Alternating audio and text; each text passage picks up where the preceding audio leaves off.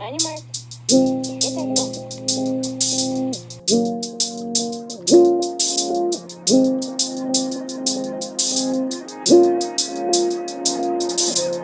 I got love for my brothers.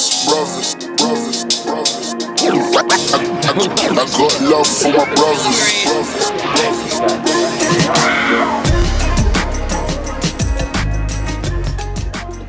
Ooh-wee. What's up, ladies and gentlemen? You know what it is. It's your brother, James McBride Hammond III. Welcome to a show you can expect uploads every Tuesday. The focus is building a space for any and all to take your power.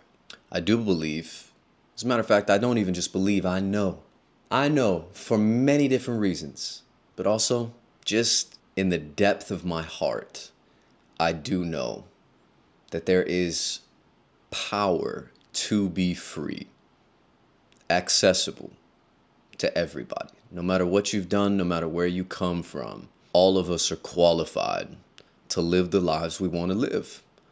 All of us are qualified to be free. All of us are qualified to rule the kingdoms that are our lives. And this show is built and designed not just as a show, but a community to enable and empower you to take that space, to take that power. And I'm just your brother on the journey with you.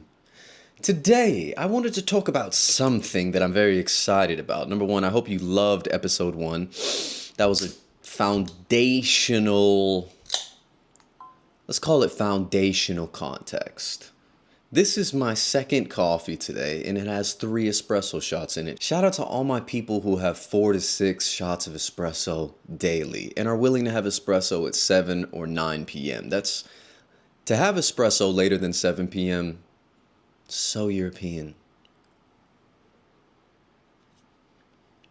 Cheers, people. Whew. Episode 1's the past. This is episode 2.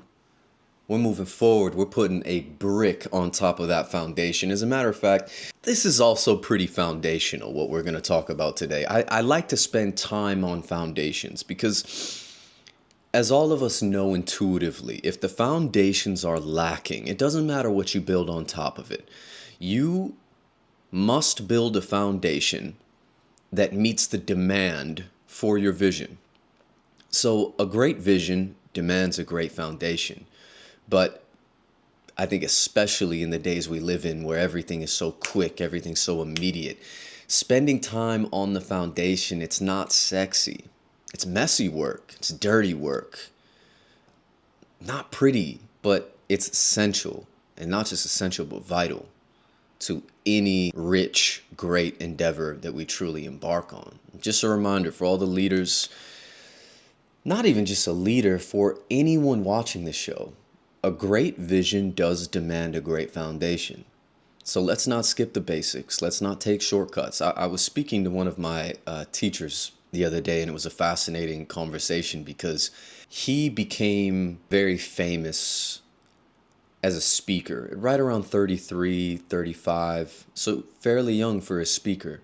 And he took off. He's getting multi-million-dollar book deals. In a way, he skips a part of the process where, as an author, you're bringing your own books in boxes. You're doing your own advertisement. You're editing yourself. There's a whole part of the process that, in a way, he skipped. But it's interesting because now he's early 50s and he's taken a whole nother direction in his life, but he's finding himself going back to the shortcuts he took. And he said something to me that I thought was fascinating. He said, there are no shortcuts. Whatever you skip now, you will have to go back to eventually. So when it comes to the process, let's learn to love the process, ladies and gentlemen, whatever it is that we're doing. Let's find the pleasure in it. Let's find the joy in it. Let's slow down. What are we in a rush for? What are we in a rush for? Where are we going? My wife and I, we were in New York for our anniversary a few weeks back, and it was fascinating because we live in LA. And coming from where I come from, I was born in Minnesota. It's a fascinating thing because sometimes LA feels so fast to me, chaotic. It's called Gotham for a reason. Not only is there a little bit of a lack of rules, maybe, but there's so much energy to such a behemoth of a city. But then when I went to New York, I understand why my New York friends say, nah, boy, you're Cali chilling. Like, you're not. You're laxed. You're so laxed out there, going surfing every morning. I don't surf, but on this show, you will see my evolution as a surfer. Cheers. Here's my second shot of espresso to that.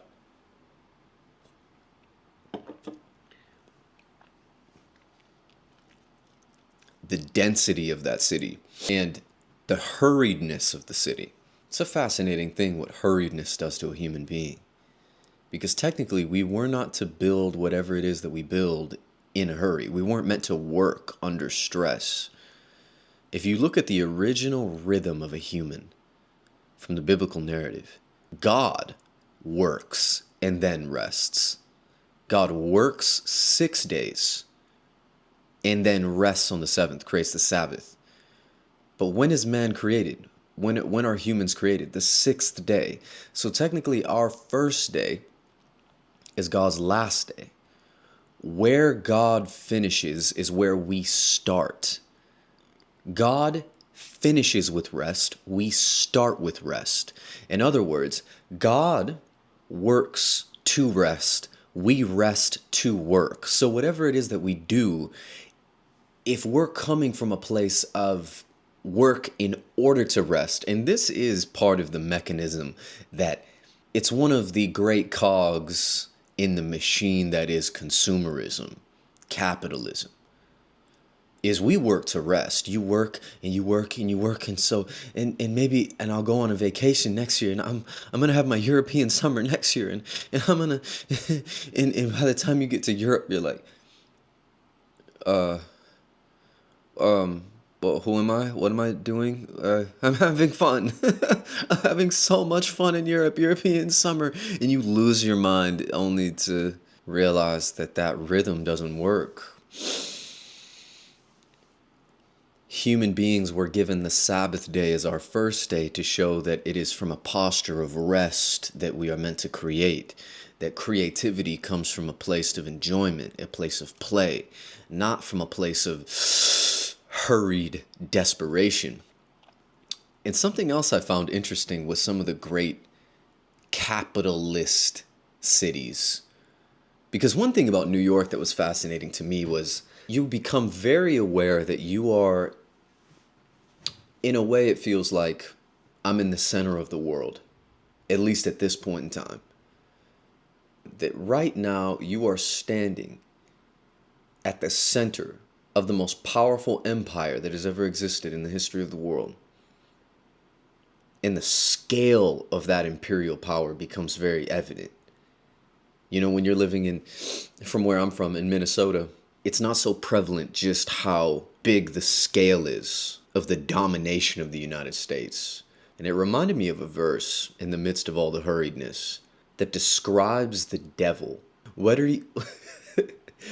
you believe in a literal devil, a literal embodiment of evil or not, I find this very interesting.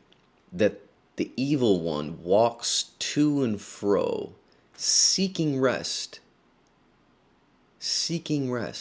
but never finds it. It's interesting. The idea of the devil being restless. That evil is hurried. There's something about the mechanism of corruption that carries a desperate hurriedness. Come on, people who work in corporate America. Come on. What is it? There's no time. Think about how we handled COVID, guys. Think about this. I told you in the last episode that grief would be a very big part of this show because in a lot of ways, I think our next step in our collective evolution as a country in the U.S. is we've talked all about, our whole theme is we're winners. We win. We win and we win and we get up again and we win. But what does it mean to lose together? What does it mean to grieve together? Grief is, in many ways, the most universal human experience. The power of grief is connected to the power of love. There is no grief without love, which is why grief cannot be cured. Grief is not a disease. Grief is cohabitation with love. Not even cohabitation. It is the embodiment of love. I grieve you because I love you. And if I lose you and I don't grieve you, it's because I didn't love you. Grief is evidence of our connection. And while maybe you and I don't relate on where we come from, maybe we speak entirely different languages, maybe it can feel impossible to come together. But peace becomes very possible when we all recognize the unification within grief. To lose a mother, to lose a child, to lose a friend, to lose a dream, to lose something, to lose something. And as a country, we don't know how to lose together yet. But in this show, it is my endeavor that I would help us do that as your brother. That we'd learn to grieve together. Because do we really know how to win until we know how to lose? To me, the worst winners are the winners who've never lost. They're the people you don't want to win because they just don't know what it feels like to be on the other side. To not have the cards fall their way. My point with grief is within the hurriedness of corporate America, not even just corporate America, but within the context of our economy, most of us just had to get back to work. After COVID, a lot of us lost people, and didn't just lose people, but lost everything. Lost our perspective, lost what was normal, lost our stability, lost our security, lost our faith for a lot of us. Notice, what does evil do? Get back to work. Goes to and fro. He seeks rest, but he finds none. Come on, get back to work. Let's get back to normal. Let's go back to normal, everybody. Come on, let's get production back in order. Let's go. Sick people aren't great producers. And that's to a third shot of espresso. It's subjective, but I just am saying it for the sake of making a point and then being able to cheers. It feels nice.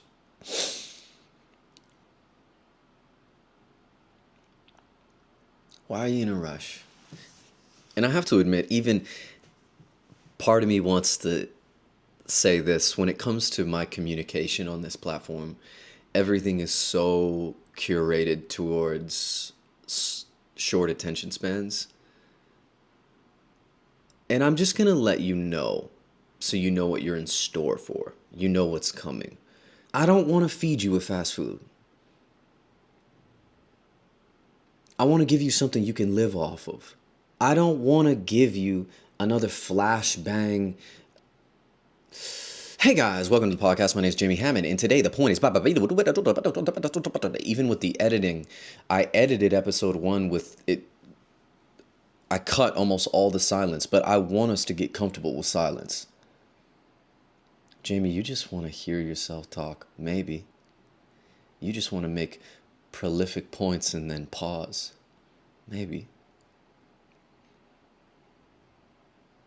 But also, and I'd like us all to get more comfortable with silence in this space. I'd like everyone in this community to develop a very secure relationship with silence. Because silence is the source of everything. In many ways, we could say that I quote a lot of the Bible because I'm a student of it. And there's a story of a prophet who hears God's voice, and there's a lot of tradition built on this verse because it says in the English translation that God spoke with a small, still voice, a small, quiet voice. And so what happens is a lot of traditions, you'll hear a lot of churches say, if you want to hear the voice of the divine, if you want to hear God's voice, it sounds like a small, still voice. which is close, but it gives you a bit of an impression and an assumption that can lock you into an experience that is very limited there. What the original translation says in Hebrew is that God spoke in the silence, from the silence, with silence. So, from this, we can say, in a way, our relationship to silence is our relationship to God. Can you hear silence? Let me just ask you that question, and I genuinely encourage you to sit with it for a moment. How comfortable are you with silence?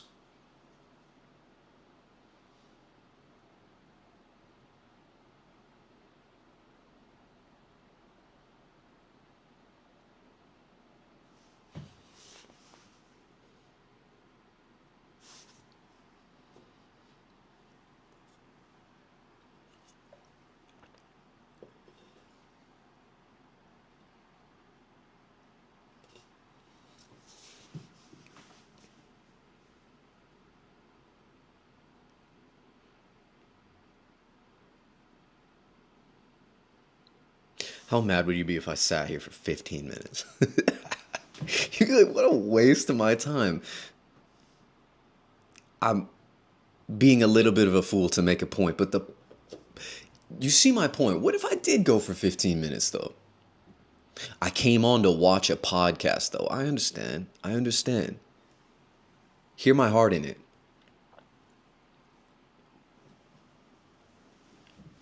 Silence and hurry exist on two opposite sides of a spectrum. That hurriedness in many ways is a symptom of a lack of silence. And a lack of silence is a symptom of a lack of rest. If our relationship to silence reflects our relationship with God, what does that mean for us? Are you comfortable in it? And this is why with my mentorship clients, something that I'll do, especially when they're dealing with anxiety, is immediately we'll start to walk through a relationship with silence. And one of the ways we can practice this is try in a conversation.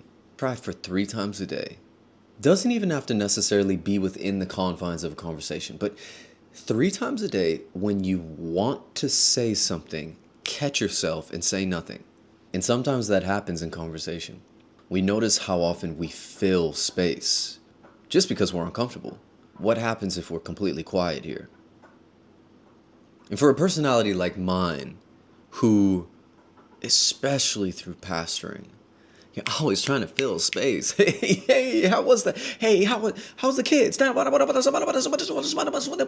It's like, whoa. Control. Strength is measured in control. Control is measured by range of options. Control is measured by how great of an access you have to multiple choices. This is why in working out, here's an example. We can all get on a bench press. I'm going to sound so much like a bro for a moment. And I am. I'm your brother Jamey. We're talking about bench pressing. But any movement, I'm just using bench press as an example. We can move an object from A to B. We can do that. High school strength and conditioning style from the 2000s. We're just going to put 225 on the bar and we're going to see how many reps we can just bounce off our chest. We can do that, right? But that doesn't necessarily gauge strength. That's a facet of strength. That's an option. But strength is more so measured in how many options exist with that bar. Okay, you have 225 on the bar, but can you slow it down?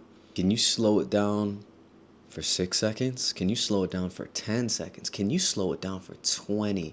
Don't even hit your chest for 20 seconds. And then can you hold that for another 2 seconds? Then can you fire it up quick? Then can you bring it down? Could you just hold it halfway? Could you push it back up quick? Can you bring it back down slow? Can you bring it back up slow? Drop it fast. Now just Do partials off your. I can. I sound like such a doofus describing that, but at the same time, my I hope you hear my point in that is that strength is measured in range of options. This is also how we measure creativity. A creative a creative spirit is a spirit that is able to see options where other people don't see options. You're able to see from an angle and a perspective that allows for more freedom, even within the context of limits. Which is why freedom, especially in America, I think we need to define whether we see freedom as freedom being with no limits or freedom being within limits. Because truthfully, can we really transcend the sky as the limit until we acknowledge the sky is the limit? I said that pretty fast. Maybe I should slow that down. We have to acknowledge the sky is the limit before we transcend the sky. Before we go to the moon, we have to acknowledge the sky's the limit. But in America, sometimes what our spirit of freedom suggests, or our interpretation of freedom, is I'll be limitless. I'll be limitless. No one will impose any rules, any law, nothing shall be imposed upon me. But what we don't recognize is that limits are a gift because it gives us a structure in which we're able to find options within.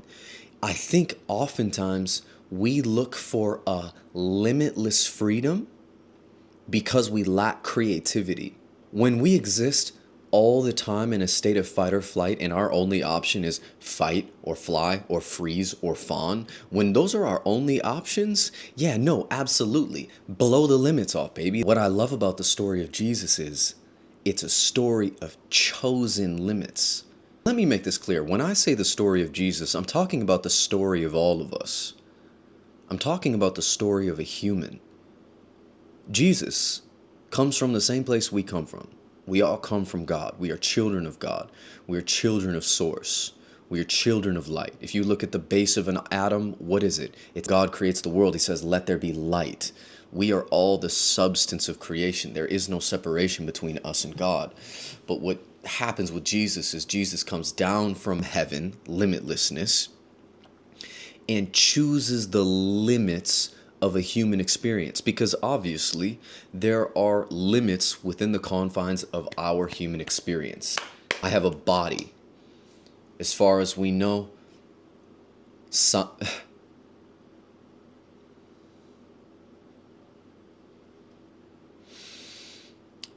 I don't know.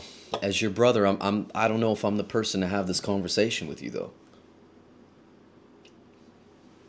Because I'm pretty extreme on this end. And I'm extreme in a lot of things. When it comes to human limitations, I don't even think we've scratched the surface. There's a pattern. We see this existing all the way through history, where technological advancement externally, oftentimes, I won't even say oftentimes, I will say all the time, is a reflection of human technological innovation inwardly. What I'm most passionate about is human technology. That's why you'll hear me talk about true power all the time, because I don't believe that true power exists in external technological advancements. True power exists in the inward technological advancement of a human being. We say words like our body is the temple of God.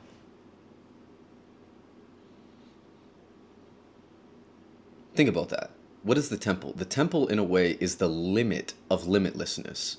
It's the housing point of limitlessness, which is why freedom without limits it's a misunderstanding of containers. It's an immature version of power. Power exists within limitation. You can't find limitlessness until you find a limit. There must be a limit that is named and acknowledged in order for us to transcend it at all anyway. So the whole reason I say that is we were about to talk about the limits of the human experience, and before we go down that, just prep you. My life's passion, in many ways. This has been my life's passion since I was 15. I didn't get into spirituality because I like public speaking. I didn't become a pastor because I just love mentoring people. I love the theory. I love the idea. No. I grew up in a space where magic was the norm. Magic, I use the word magic because the word miracles kind of deadened. Miracles were expected. We'll talk about more of that background maybe eventually, but we don't necessarily need to go into that now. There is so much farther we can go, which is why acknowledgement of limits within the human experience is important, because I don't think we've defined what those limits really are, especially when we're talking about things like choice. Well, that was a perfect intro to a story I've been wanting to tell for a while. I've been getting a few messages from you guys asking, how do you go from pastoring to a wildland firefighter to the NBA G League player pool? I didn't make it fully. And then you become a crisis specialist. There's a lot more details within the context of that story that I think I'll share in our next episode, because the next episode I'll be shooting in Colorado, where a lot of these things happened. The details that I want to talk about. But the date was January 5th, 2020. I had just preached a message called I Stare at Birds, like the creative lover boy I am. And my wife and I had just eaten Cane's chicken. I like Popeyes better, but the things we do for love. And I got a call from a friend of mine, and he said, come to the hospital immediately. Get to the hospital. And my brother, who I've dedicated this show to, his name was Savon Jordan. The star in our night, sun in our sky. He was truly in the realist meaning of the word, a star. It's hard to give context on this relationship, especially within grief, because he carried so much meaning to me. I didn't have a brother. I'm an oldest sibling. I have a sister. But he came to our school in about 8th grade. First time I ever met him, he was singing in the gym, alone in the gym, and it was just me and him. He was 15, I was 14. And we grew up playing basketball together, but he was my roommate on all of our team trips. And I was the youngest on the team. We were two of the youngest, so we would be roomed together all the time. But what was so hard about it is that he would just bully me. He was coming straight out of the trench, man. Like, he had transferred schools, and I didn't know at the time, but his mom had passed, and so his brother was taking care of him. And so he transferred to our school from another school that eventually shut down. But he was just coming from a whole different environment. And so I've told this story so many times. If you had any type of connection with me when I was pastoring, I would tell this story a lot. But just a bully. Like, he would just bully me, you know? Like, he would come up to me. I would have my basketball bag, and my mom would pack me meals. Yo. And she would pack me cheese sticks. And Savon would come up to me and be like, yo, you got any cheese sticks? And he would dump my bag out right in front of me. But he was the strongest person physically I've ever known in my life. And he would just beat the hell out of me. He would just beat the hell out of me every single trip. And I'd be locked in a room with him, and he'd just crush me. And I remember asking my parents, like, yo, please tell coach, don't let me room with him.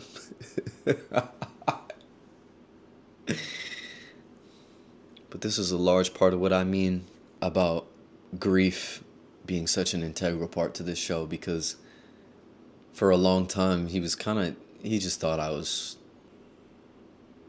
kind of weak little guy. But I remember the day that we became brothers. I went to the bathroom and I heard someone crying in a stall. And, and I looked in the stall and it was Savon.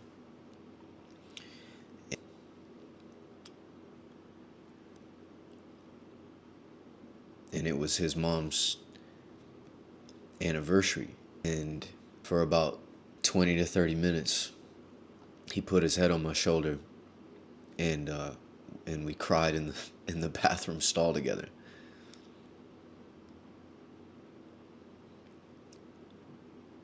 And in many ways that was the beginning of brotherhood. It was not brothers in arms, it was brothers in tears. And I hadn't lost my mom, but I don't know. You see someone so strong, especially, he was so bulletproof. He came from an environment where you have to be a rock, you know? That's just what has to happen. In order to survive, you must be hard. You must be a rock. From that moment, he truly became my brother. He would come over to my house a lot. Started coming to family Christmases. And eventually, what's crazy is he starts singing at church. He had an unbelievable voice. Unbelievable. Like, when I say the voice of an angel, I mean that in the most tangible, visceral way. The kind of voice that could shake every ounce of tension. The kind of voice that could shake reality. That could dominate a room. And that's why when I say this show's dedicated to him, a lot of this show is also dedicated to helping people find and own their voice, because there's never been anyone that I have seen do it better than him. No one even comes close. And there's so much to our relationship, but flashing forward, we became so close over the next decade, 11 years, really close with my family. And my wife and I were living in LA back in 2016, and we came back to Minnesota because we had just gotten engaged. And Savon looked at me and he said it so out of the blue. He was like, "Bro, I think you should come back, and I think we should start a church together, because I know in my heart we're going to do ministry together for the rest of my life." And even the thought of him saying that is so insane based on where he came from. Like, the transformation of this man was insane to watch, an honor to watch. But the connection point of that is Savon was the reason why I started our church. The reason we essentially moved back from Los Angeles, we probably don't move back and start a church unless Savon tells me that. He sold me on it. And so essentially me and him started church together with some more of our friends in the public bus terminal, the Union Depot in St. Paul, Minnesota. And doing that with him was an unspeakable privilege. Seeing how he could move people, seeing how he could heal people with his voice. So when I got that call, hey, get to the hospital immediately, it's Savon. And I already know what it is.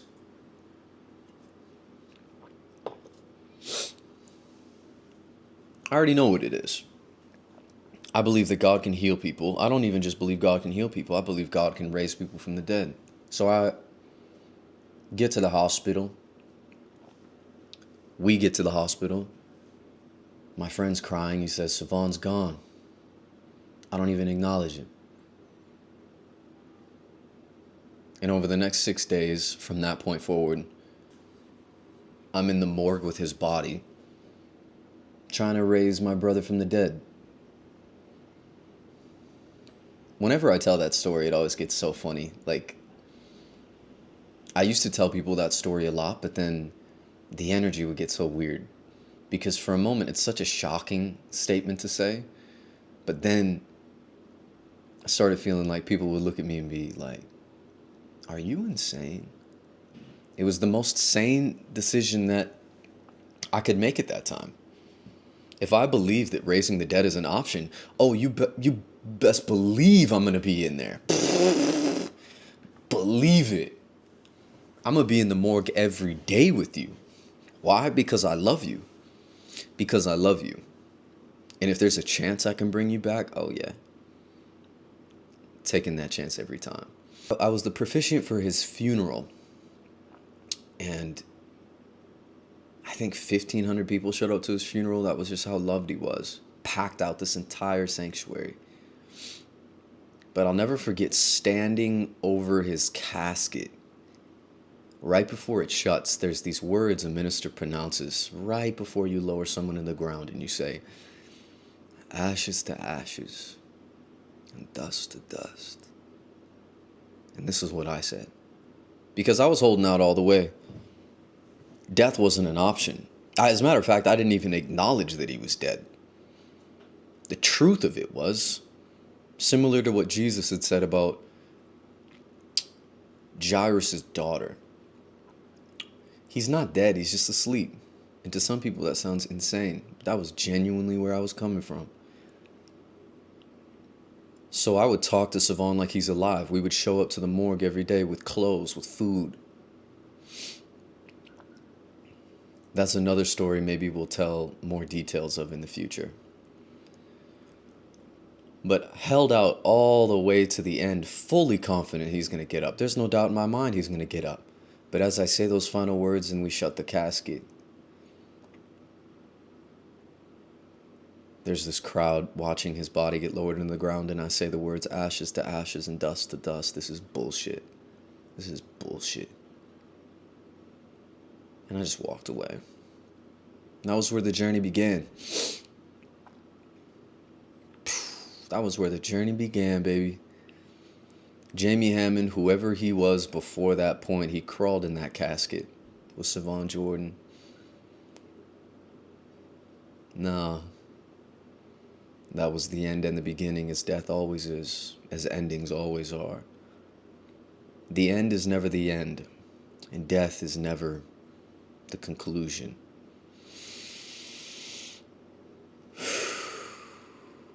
That's why when I say that the story of Jesus is the story of every human, it's the story of us. And to believe and follow Jesus is essentially to relax into the natural human rhythm of death and resurrection. There is resurrection on the side of every death, but most of us are never willing to die. Most of us are never willing to give up identities that we've held to purely as a mechanism to protect ourselves. We build these personalities like we build armor, and then one day when that armor no longer serves us, there comes a time where you must let it go. You must let that version of yourself die. And that was a lot of what I felt leading up to this podcast. Is for a long time, speaking was a part of my armor. But I let that go. That Jamey's dead. That concept, because that's all it was. It's only an idea. It's only an idea.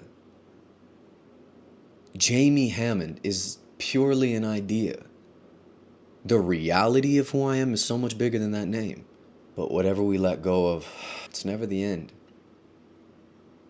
It's never the end. In order to gain something, you have to let it go. And it's fascinating when we let go of things, how they find their way back to us in a way so much bigger than they ever were before. Not just in an idea, but in a reality. I'm not talking to you today because I'm Jamey Hammond, the speaker, and I'm Jamey Hammond, the pastor. It kind of just happened. I don't really know necessarily how to say it. I've been living every day for the last 4 or 5 years just looking to dance with every moment. That the greatest investment I can make for the future is being purely, fully present right here, right now. I don't know what's coming next. But if I try to anticipate the beat, I'm going to be off rhythm. I'm going to be stiff. The worst dancers are trying to anticipate rhythm. And that is how you get white people syndrome. Like, that is literally how you dance like a lot of white people, is you try to anticipate beat. You get in your head. No, you got to merge with that. Trust it. Become it. Let the separation fall off. Let it move you. Let it move you. That's why when Jesus says, "Come to me, all you that are lowly. Come to me, all you that are tired and heavy laden, heavy burdened. I will give you rest. Come to me and learn from me, and I will teach you the rhythm of grace." Yeah, baby. That's what rhythm we're on. Today, that's what we're on. It's the rhythm of grace. There's no need to be anywhere, do anything. I'm just here. I'm just here. And you can relax into it. It's the greatest investment you can make. As a parent, as a spouse, as a business, as a human being. Scratch all the titles. As a human. That's a large part of the invitation of this show. The invitation that I'd like to bring to your attention in this moment is just to be here with me. I know that doesn't happen much on this platform, but just be here with me. Be fully here. Where do we need to go? Where are we going? What actually needs, where do you need to be? Take a breath. Relax. Productivity only comes from a place of rest. This is where miracles happen. This is where those unexpected, beautiful surprises happen. But we have to stop anticipating. We have to stop trying to protect ourselves and brace for the next moment, brace for the pain, brace for the pain. You ever notice by bracing for the pain, we create pain?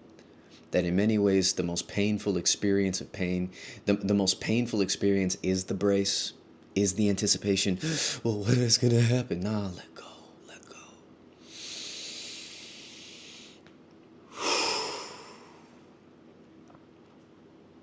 This show is dedicated to my big bro, Savon Jordan.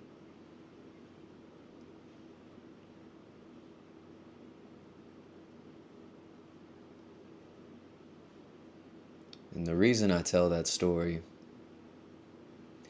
is because that was the beginning of everything that ensued after. Death was the beginning. Grief was the beginning.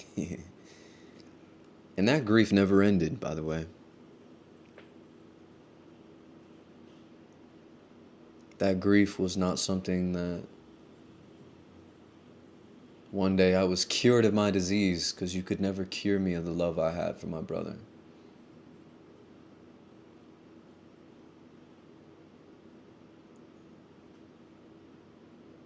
So many lost. So many of us lost a lot during that time. And I wonder how many of us really allowed ourselves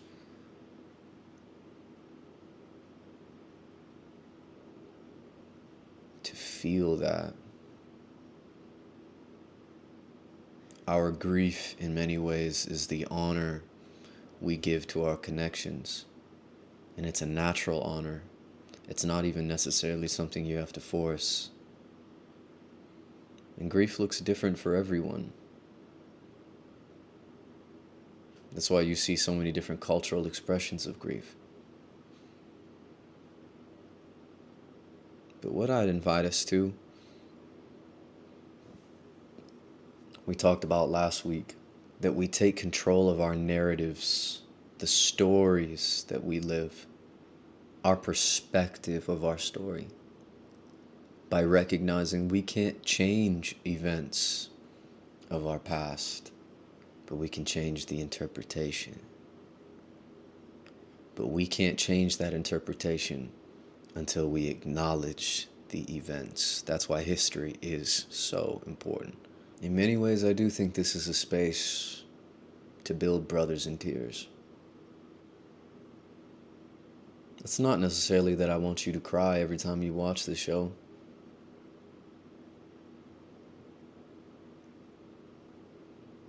But I'm a shoulder to cry on if you need it. This community is a shoulder to cry on if you need it. We'll stay with you if you need it.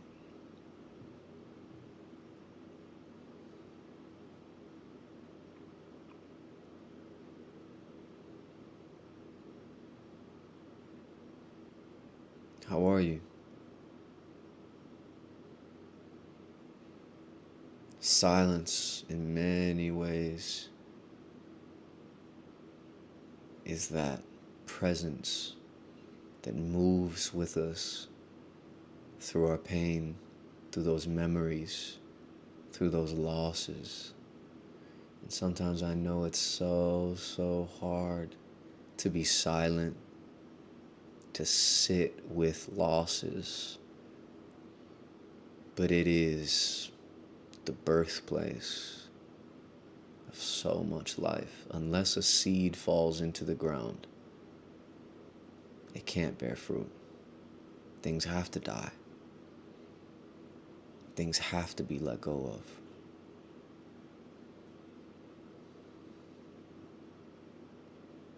So I'd love to put another brick in our foundation in allowing ourselves to let go. Let go of who we were. Let go of what used to work. Let go of a need. As if you're not enough already. As if you have some missing piece somewhere else. No, you are complete. You're beautiful. You're perfect.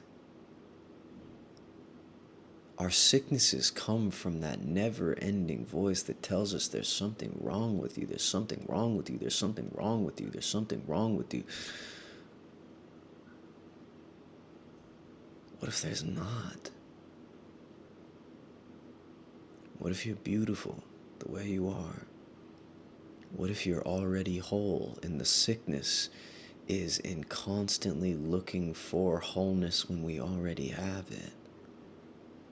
What if the real disease is trying to create healing where there's already wholeness? Maybe it's more about doing less than it is about doing more.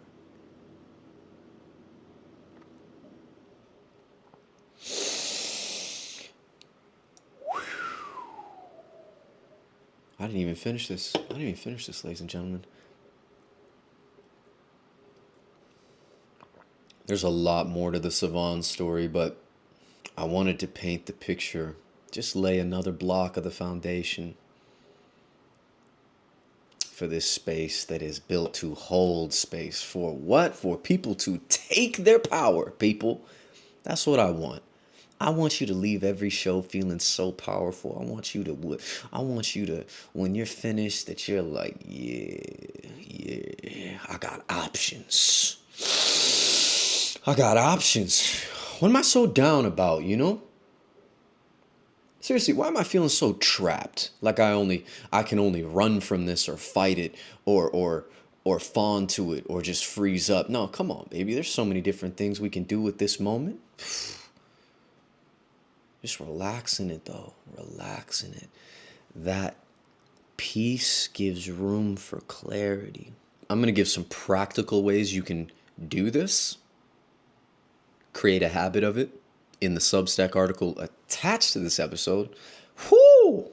Was this episode 2? This was episode 2. Oh my goodness, we're finding more of a groove, baby. Like, oh my, is it the espresso or is it? It's just the music today. It's the rhythm of grace. I'm your brother. I'm honored to be it. Next episode, going to be filming it in a very special place to me in Colorado. But most of all, thank you for watching. Thank you for your time. Thank you. Thank you. Thank you. Message me on Substack. Connect with me. I'm also offering, by the way, discounts to anyone who comes through this show for mentorship When I say mentorship, this can be pretty much anything from developing life skills to navigating grief to, I mean, it's a very wide spectrum when it comes to mentorship, and crisis support is as well. There are two different divisions of what I do in my work. Crisis support is much more extreme. It's usually entails me staying with someone longer than a day, but it's a very hands-on, holistic, focused approach though. Where mentorship, it's a focused approach, but there's so many different things we're hitting that might involve crisis, but doesn't necessarily have to. So I am giving a discount for anyone who comes to me, who inquires for those services through Substack. But I'll put that information below. And I think that's about it. I'm honored to be your brother. Thank you for listening to episode 2. Episode 3 will be up next Tuesday. And I'll see you next week. I got love for my brothers. Bye-bye.